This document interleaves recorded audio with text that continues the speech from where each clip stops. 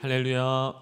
아멘. 오늘도 이 복된 날 예배 자리에 나오신 여러분을 주님의 이름으로 환영합니다. 여러분 밖에 지금 눈이 많이 오고 있는 것 모르셨죠? 조금 전까지 비었는데 지금은 새하얀 눈으로 바뀌었어요. 지금 막 저녁까지 깜깜하거든요. 눈은 엄청 내립니다. 그래서 교회에서 저에게 광고를 좀 해달라고 요청이 왔어요. 눈이 많이 와서 길이 미끄럽고 지금 어렵거든요. 그래서 예배 마치시고 돌아가실 때에는 안전 운행하시고, 여러분 우리 교회에도 몇 분이 이번 겨울에 눈이 많이 넘어지셨는데, 여러분 걸어가실 때에 경계석 뭔지 아시죠?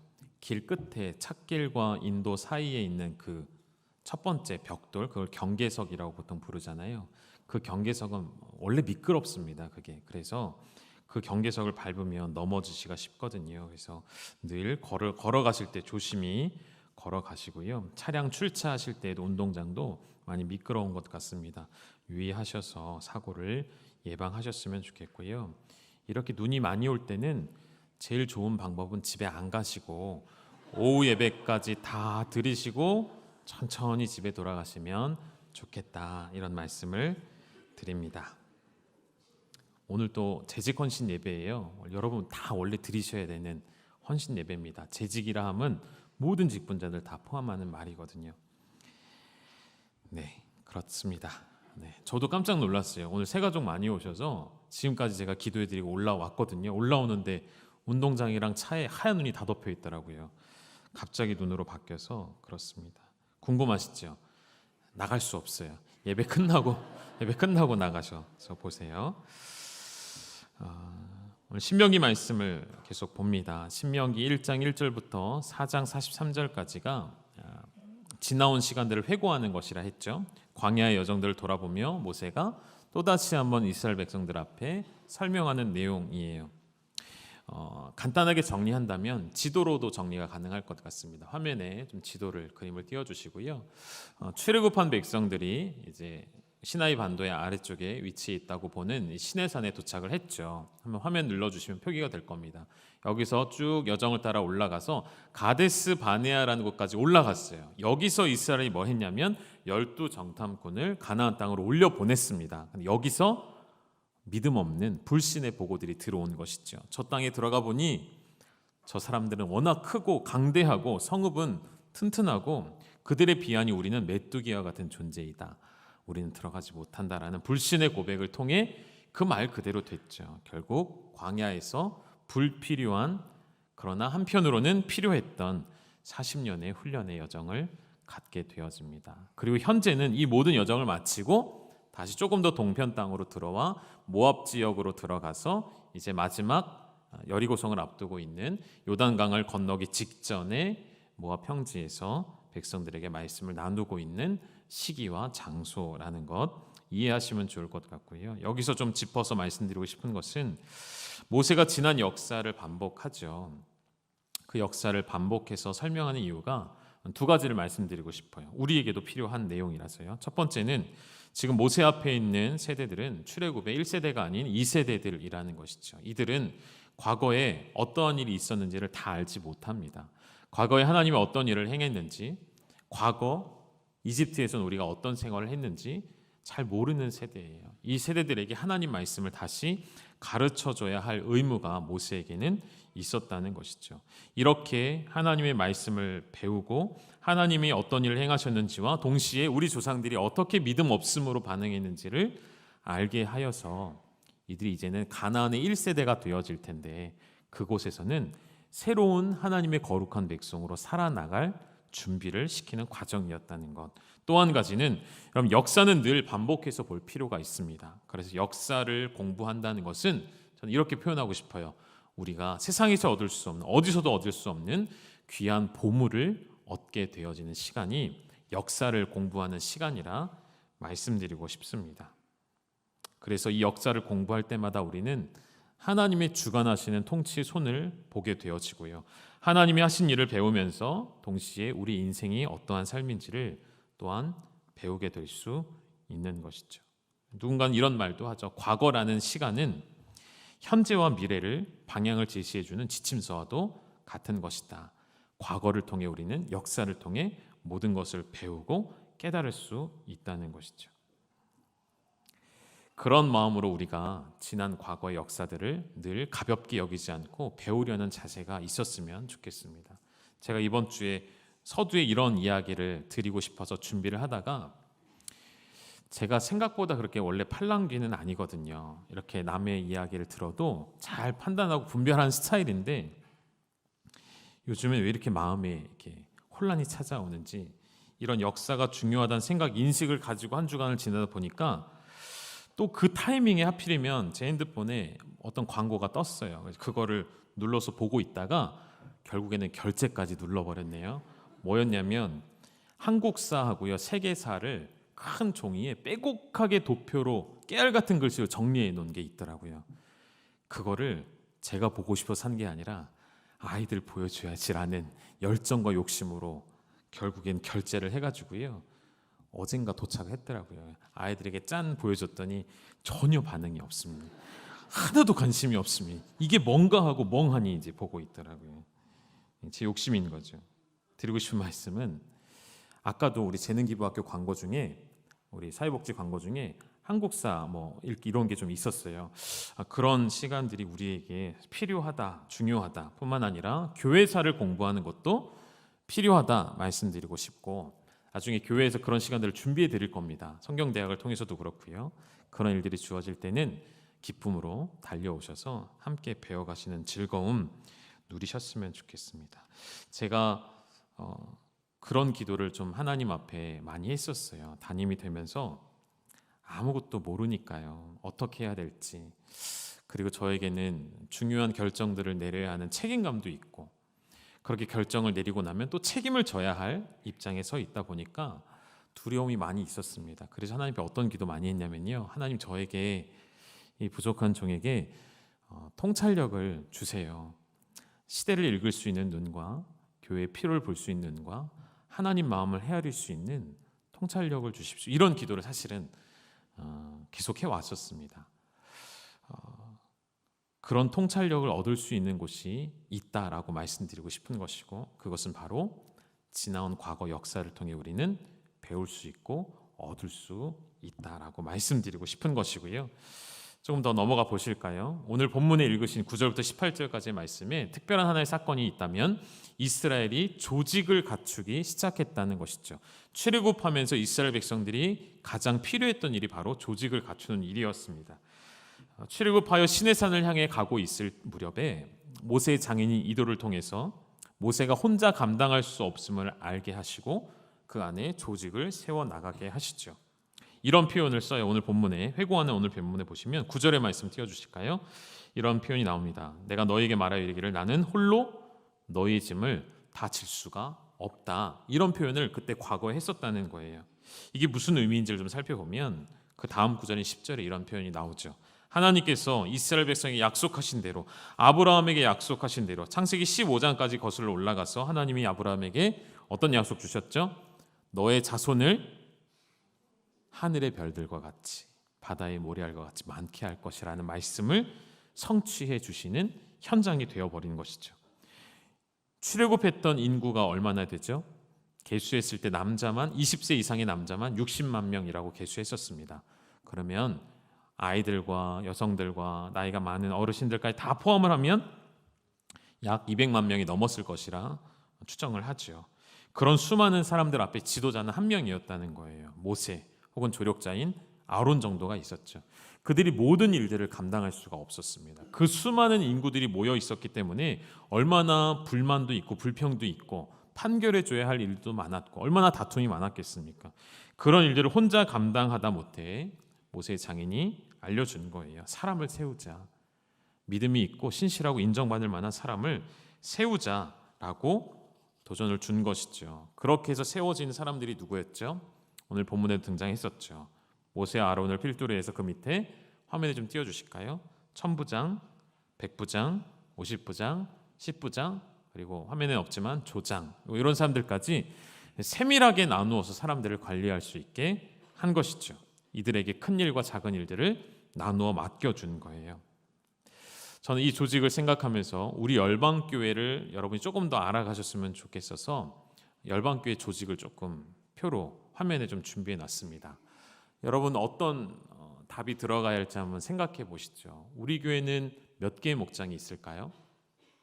지금 현재 오늘 현재로서는 112개의 목장이 있습니다. 목자는 몇 명이 있을까요? 172명이 있습니다.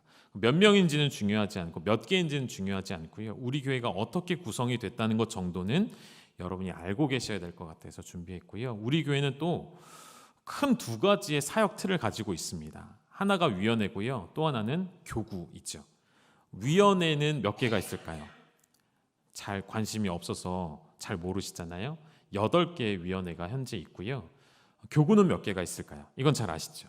총 10개의 교구가 있습니다. 위원회 안에는 또 그 팀들을 국으로 나눠놨어요. 국은 전체 16개의 국이 있고요. 목장은 방금 말씀드린 대로 112개 목장으로 나뉘어져 있죠. 그럼 국 안에는 또 팀들이 여러 개가 있습니다. 그 팀은 또 몇 개가 있을까요? 하나씩 세어보니까 약 70개 정도의 팀으로 우리 교회는 나누어져 있습니다.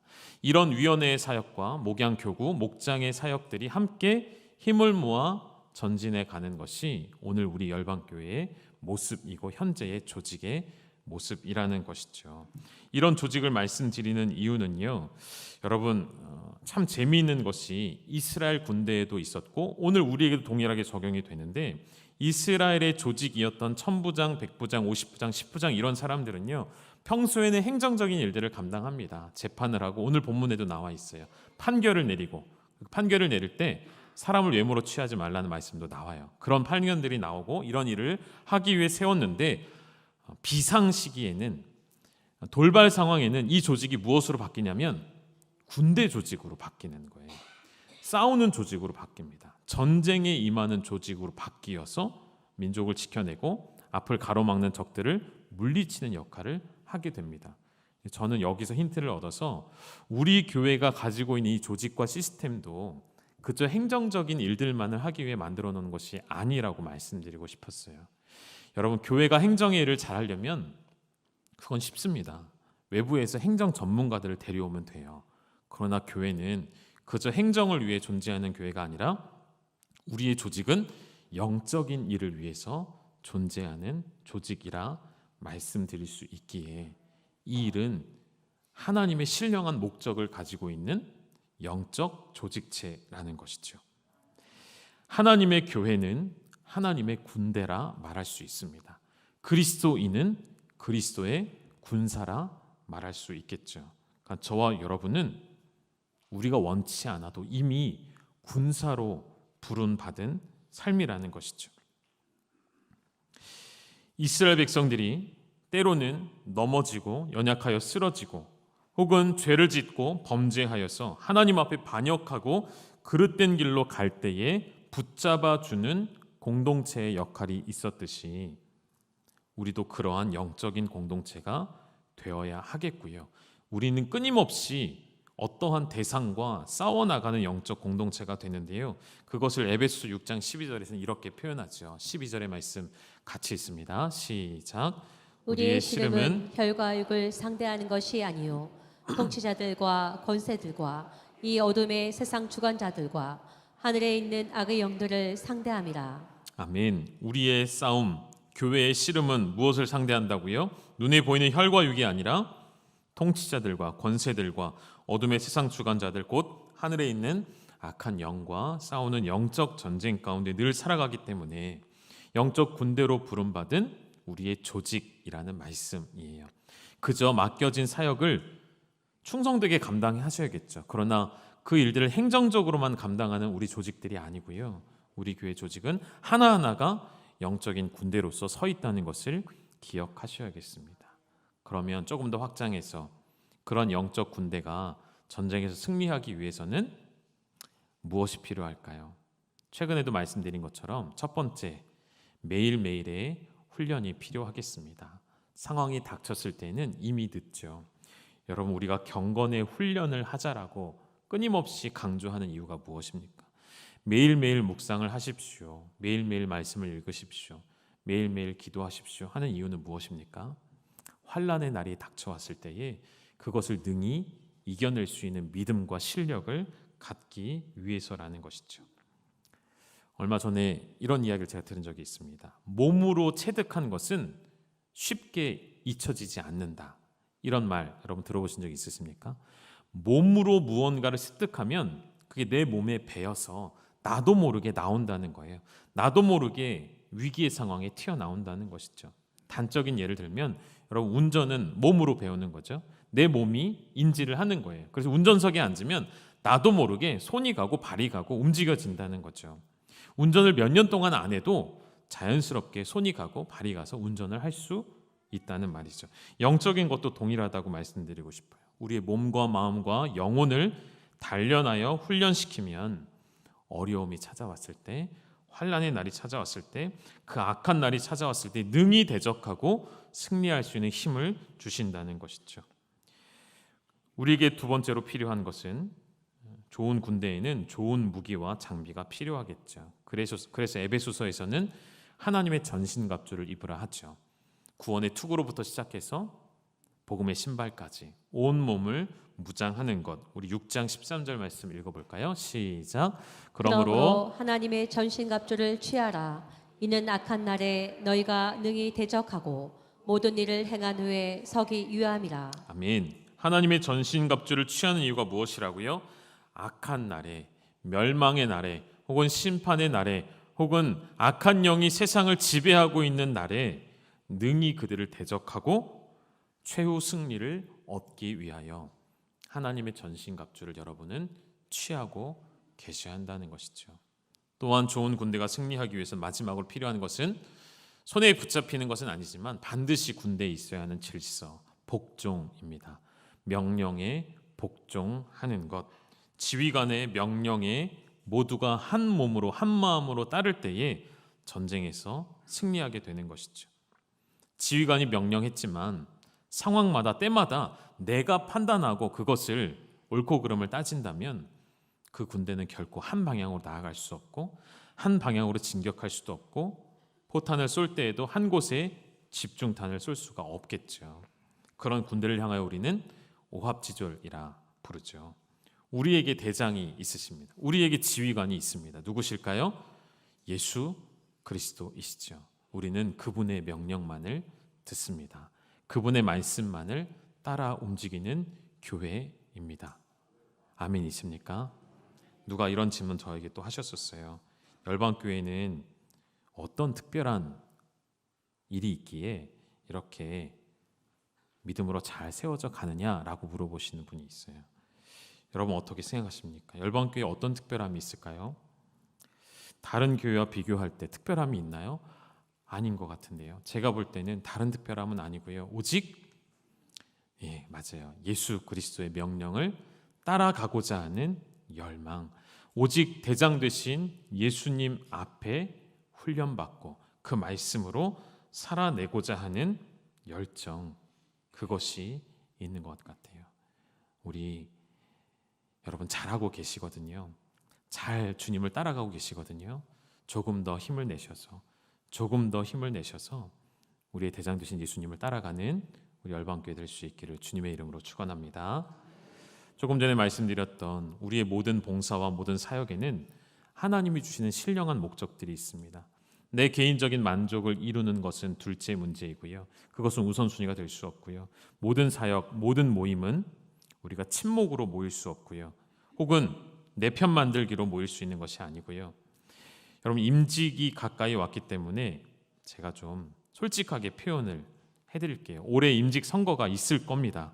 아마도 봄에 특별한 문제가 없는 이상 올 한 해 계획으로 세워놨기 때문에 임직을 하게 될 겁니다. 세 분의 장로님이 올해까지 하고 은퇴시기 때문에 그 다음을 준비하기 위해 교회는 임직 선거를 준비하기로 당회에서 결정을 내렸습니다. 한지 얼마 안 됐기 때문에 또 이렇게 연달아하는 것이 교회로서도 부담이고 사실 저에게 있어서 가장 어려운 사역이 임직 선거더라고요. 어떤 방식으로 해도 어려움이 찾아와요. 저에게 찾아오고 당사자들에게 찾아오고 교회에 찾아오더라고요. 그래서 제가 정말 열망을 가지고 갈급한 심령이 돼서 많은 목사님들을 붙잡고 제가 물어봤습니다. 목사님, 어떻게 해야 임직식을 은혜롭게 할 수 있을까요? 목사님은 어떻게 하세요? 제가 수많은 선배 목사님들을 붙잡고 물어봤습니다. 근데 참 놀랍게도 대답은 하나였어요. 동일했어요. 뭐라고 하셨게요? 선배 목사님들이 이 목사 안 하는 게 최선이야. 안 하는 게 최선이야. 그러나 해야지. 그러나 해야 할 때는 마음에 감당할 결심을 하고 하는 거라 말씀하시더라고요. 그런 고백도 참 안타깝게 들려오기도 했고요. 그래서 저는 올 한 해도 하나님께서 허락하시는 은혜로운 예식이 되기 위해서 우리가 이제 다음 주 수요일부터는 함께 기도 제목 드리고 기도하려고 준비를 하고 있거든요. 함께 여러분 마음 모아주시고, 왜 이런 말씀 드리냐면 여러분 이런 마음들이 우리 교회는 없을 거라 생각해요. 또 그렇게 되기를 원하고, 어떤 마음이냐면 내가 그 직분을 얻기 위해 봉사하는 마음, 내가 그 직분을 얻기 위해 헌신하는 모습들, 우리 잘 생각하자는 것이죠. 앞과 뒤가 결코 바뀌어서는 안 되는데 우리는 그 직분을 얻기 위해 봉사하는 때가 있습니다. 그럴 수 없다는 것이죠. 누군가 나에게 내가 이렇게 헌신하니 나를 알아주고 그러니 나를 나중에 임직 선거에 뽑아달라는 마음으로 해서는, 그렇게 하면 무엇을 잃어버리게 되냐면요, 그 봉사와 사역과 헌신 가운데 담겨져 있는 하나님의 신령한 목적을 상실해버리게 된다는 것이죠. 우리의 모든 헌신과 사역과 봉사는요, 오직 한 가지의 목적만을 갖습니다. 뭘까요? 하나님께 영광이 되어지는 마지막 교회의 승리, 최후의 승리, 교회는 이긴다 하셨던 계시록의 말씀처럼 교회는 끝까지 남아 승리하게 될 거라는 그 하나님 말씀을 이루기 위해 우리는 봉사하고 사역하는 것이거든요. 여러분 각자 주어진 자리에서 그러한 마음으로 헌신해 주시기를, 그러한 하나님의 동역자가 되어 주시기를 주님의 이름으로 축원합니다. 오늘 오후 예배 재직 헌신 예배라 말씀드렸죠. 저에게는 귀한 동역자들이 많이 있습니다. 가까이 있는 우리 장로님들 귀한 동역자들이시고요. 우리 교구장님들이 저의 동역자이시고요. 또 우리 안수 집사님들, 권사님들이 저에게는 동역자이십니다. 또 우리 교역자들이 저에게 동역자이고요. 넓은 의미에서 우리 모두가 동역자이죠. 동시에 저는 여러분의 동역자이기도 합니다. 그리고 하나님은 우리 모두를 감히 친히 하나님의 동역자로 우리를 불러주셨어요. 하나님의 동역자로 불러주시면 우리에게 어떤 일이 일어나냐면 하나님의 일을 볼 수 있는 눈이 생깁니다. 하나님의 시선에서 볼 수 있는, 판단할 수 있는, 분별할 수 있는 능력이 생기는 것이죠. 하나님의 일을 하는 거니까요. 그러나 하나님의 동역자가 아닌 나의 유익과 나의 만족을 위해 사역하게 되어지면, 봉사하게 되어지면 나의 시선에서 볼 수밖에 없는 거예요. 나의 수준에서밖에 볼 수 없다는 것이죠.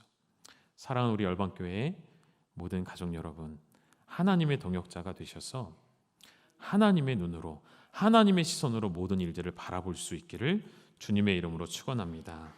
신명기 1장 12절에 일꾼, 동역자의 정의를 좀 다시 내린다면 12절 말씀 좀 띄워주시죠. 여러분 동역이라 함은 내가 하고 싶은 일을 하는 것 아니고요, 내가 기뻐하는 일, 힘들지 않은 일을 하는 것이 아니고요, 12절에 어떤 고백이 나와 있죠?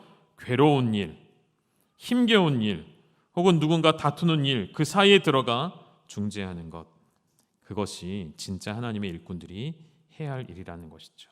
우리 본성으로는 하고 싶지 않지만 주님이 그 일을 하라 명하시면 기꺼이 순종하는 믿음을 나타내는 것. 교회는, 우리 교회는 기본적으로 여러분이 가지고 있는 은사들을 파악하려고 애씁니다. 그래서 잘할 수 있는 그 사역 배치를 해드리려고 하는데요, 때로는 교회 어떤 질서와 필요에 따라서 여러분이 원하지 않는 자리에 서게 되실 수도 있습니다. 이런 말씀 드리고 싶은 거죠. 올 한 해에는 여러분 내가 원하는 자리보다는요, 주님이 필요로 하는 자리, 그 자리에 들어가 함께 동역해 주시기를 주님의 이름으로 부탁드립니다. 우리 교회의 수많은 봉사의 자리 중에 조금 어려운 자리가 있어요.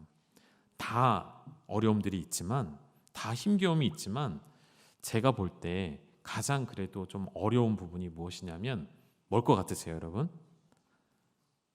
주차, 주방, 주차 한 글자 차이긴 한데 주방도 어렵고요, 주차도 어려워요. 지금도 그들은 눈이 오나 비가 오나 밖에 나가서 봉을 들고 왜 욕을 먹으면서 그 자리에서 안내를 하고 있는지 그런 많은 괴리감이 좀 드시나 봐요. 그만큼 힘든 곳이죠. 올 한 해에는 다시 말씀드릴게요. 내가 원하는 봉사의 자리보다 주님이 필요로 하시고 교회에서 필요로 하는 자리에 여러분의 마음을 내어드리는 것, 그 일이 괴로운 일이 될 수도 있고요, 힘겨운 일이 될 수도 있습니다. 그러나 그 일을 나눠질 때 진정한 동역이 일어난다는 것이죠. 마지막 한 가지만 말씀드리겠습니다. 이스라엘 공동체는 일꾼을 세울 때 중요한 기준을 제시했습니다. 13절과 15절에 반복이 되고 있는데요, 지혜와 지식이 있는 인정받는 자들, 15절에도 지혜가 있고 인정받는 자들. 여러분, 이런 사람이 어떤 사람일까요? 굉장히 추상적이죠. 이 추상적인 걸 조금 더 자세히 풀어본다면 이렇게 고백되었던 실제 사건인 출애굽기 18장으로 가면 답을 찾을 수 있어요. 21절 같이 있습니다. 시작. 너는 또 온 백성 가운데서 능력 있는 사람들 곧 하나님을 두려워하며 진실하며 불의한 이익을 미워하는 자를 살펴서 백성 위에 세워 천부장과 백부장과 50부장과 10부장을 삼아. 아멘. 백성들 가운데 능력 있는 사람들을 찾았습니다. 이 능력이라 하면요, 힘이 센 사람을 말하는 것도 아니고요, 재물을 많이 가지고 있는 사람을 말하는 것도 아닙니다. 한간에는 여러분, 교회에서 항상 이기는 사람은 이런 사람이라는 소리가 들리더라고요. 어떤 사람일까요? 목소리가 큰 사람. 교회에서는 목소리가 큰 사람이 이긴대요. 그러면 될까요? 안 되죠. 그래서 제가 요즘에 목청을 좀 키우려고 노력을 좀 하고 있어요. 다 싸워 이기려고 해서는 안 되겠죠. 정말 능력 있는 사람은 어떤 사람들이라고요? 여기 세 가지가 나왔잖아요. 첫 번째, 하나님을 두려워하는 사람. 하나님만을 두려워하는 사람. 뒤집어 말하면 무엇일까요? 사람 눈치를 보지 않고요. 여기서 말하는 건 부정적인 의미가 아닙니다. 사람들을 무시한다는 의미가 아니죠. 사람들에게 휘둘리지 아니하고 하나님을 두려워하여 다른 사람이 나를 어떻게 생각할까 고민하는 사람이 아니고요, 내가 이렇게 섬길 때 나에게 표를 주겠지라고 생각하는 사람 말고요, 정말 하나님 앞에서 두려워함으로 봉사하는 사람. 그 다음도 마찬가지예요. 두 번째는 하나님 앞에 진실한 사람입니다. 코람 데오로 하나님 앞에서 아무도 보지 않는 곳에서도 하나님 앞에서 행동하는 삶으로 진실하게 변치 않고 살아내는 자. 세 번째는 무엇이죠? 불의한 이익을 미워하는 자. 불의한 이익이 무엇일까요? 여러 가지가 많이 있겠죠. 특히 세상은 우리에게 불의한 이익으로, 불의한 이득으로 우리를 유혹합니다. 그러나 그리스도인들에게 하나님 원하시는 것은 정직함이죠. 그 동시에 모든 사역과 봉사 가운데 그것이 나를 위한 목적이 되지 않게 하는 것. 오늘은 이 정도를 말씀드리고 싶어요. 하나님을 두려워하고 하나님 앞에 진실하며 불의한 이익을 사랑하지 않고 미워하는 자, 그런 사람을 뽑아 세웠다는 것이죠. 사랑하는 여러분, 그러한 동역자 되어주시기를, 그러한 동역자가 되어주셔서 이 열방교회를 앞으로의 10년, 앞으로의 20년, 앞으로의 30년을 함께 걸어갈 수 있게 되기를 주님의 이름으로 축원드립니다. 함께 기도하시겠습니다. 하나님 아버지, 먼저 우리를 이 귀한 교회 공동체로 불러주셔서 하나님이 기뻐하시는 일에 공동체로 반응하며 동역하게 하심을 감사합니다. 앞선 믿음의 선배들의 귀한 헌신과 동역이 있었고, 자신을 내세우지 않는 자기 부인과 자기 사랑을 내려놓은 헌신이 있었기에 열방교회가 여기까지 왔음을 고백합니다.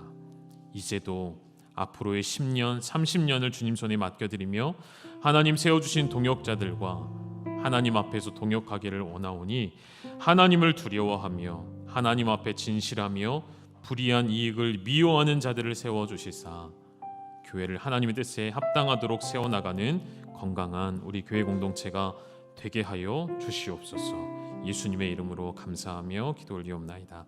아멘. 우리를 사용하소서라는 찬양 함께 고백하시겠습니다.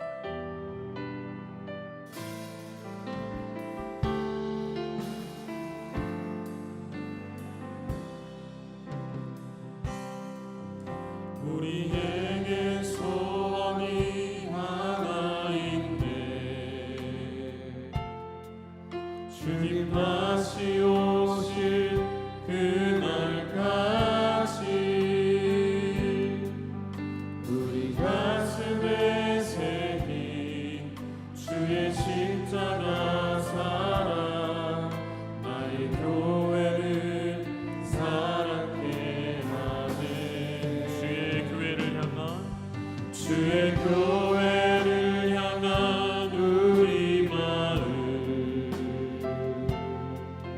희생과 포기와 가난과 고난 하물며 주조차 우릴 막을 수 없네. 우리 교회는 이 땅에 교회를 교회되게 예배되게